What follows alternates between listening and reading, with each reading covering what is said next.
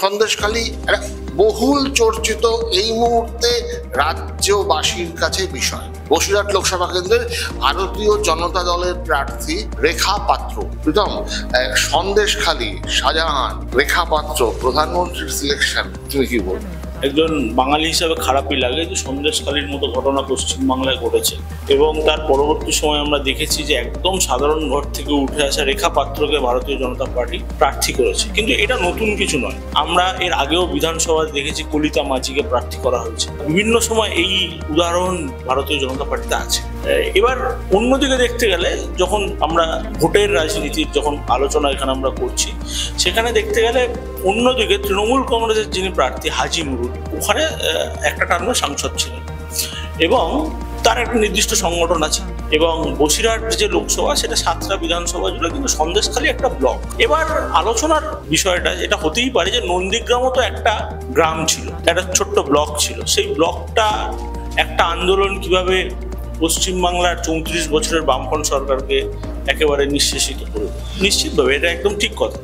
আবার অন্যদিকে নিরাপদ সর্দার সন্দেশখালীর বিধায়ক ছিলেন এবং সেই সময় নিরাপদ সর্দারকে আমরা দেখেছি যে সন্দেশখালীর এই যে ইস্যুগুলো আজকে আমাদের সামনে আসছে, এই যে ঘটনাগুলো আমাদের সামনে আসছে, সেই সময় তিনি যখন বিধায়ক ছিলেন বিধানসভায়, যখন এই ঘটনাগুলো তিনি উল্লেখ করেছিলেন, সেই সময় তার মাইক বন্ধ করে দেওয়া হয়েছিল। এগুলো আমরা দেখেছি বিধানসভার অন্দরে বা বিভিন্ন সময়। আজকে হয়তো সন্দেশখালী নিয়ে এত কথা বা এত আলোচনা হচ্ছে, কিন্তু এটা একটা নিরবিচ্ছিন্ন ঘটনা। মানে এটা কিন্তু ওই হঠাৎ করে হওয়া কোনো বিষয় না, এটা একটা প্রবাহমান কাল ধরে চলে আসছে।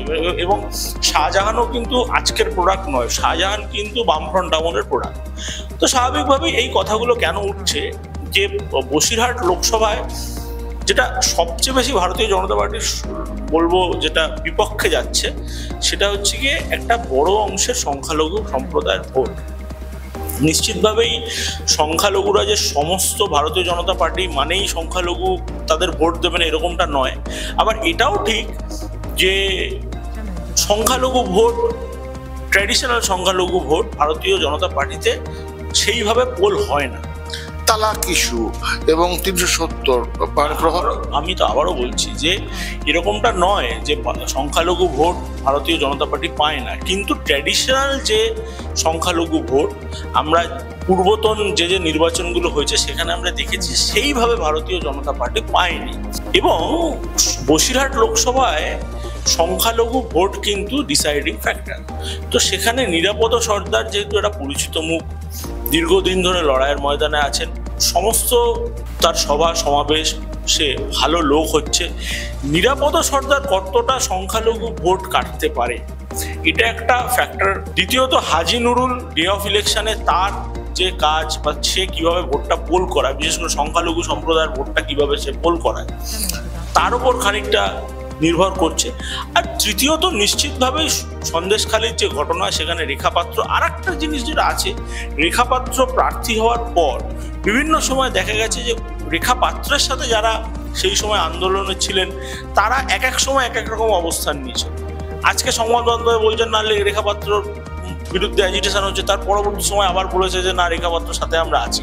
তো আলটিমেট ভোটের বাক্সে তারা গিয়ে কি তাদের মতামত দেবেন সেটা 4 তারিখ মানুষ জানতে পারবে। তবে এখানে লড়াইটা প্রচণ্ড হবে, ত্রিমুখী লড়াই হবে, কাউকেই এগিয়ে বা পিছিয়ে রাখা যাচ্ছে না।